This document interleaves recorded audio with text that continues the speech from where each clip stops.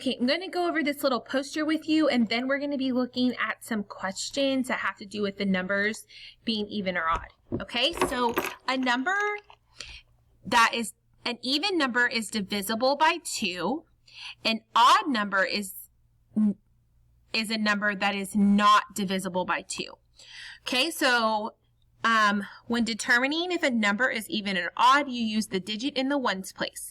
The number is divisible by 2 if you can subtract groups of 2 from the number in the ones place until nothing is left. If you have 1 left over, it is not divisible by 2.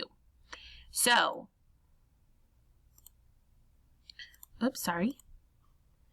Okay, so we're going to look at even and odd numbers. Remember, your even numbers are 2, 4, 6, 8, and then 0, and your odd numbers are 1, 3, 5, 7, 9. So let's look.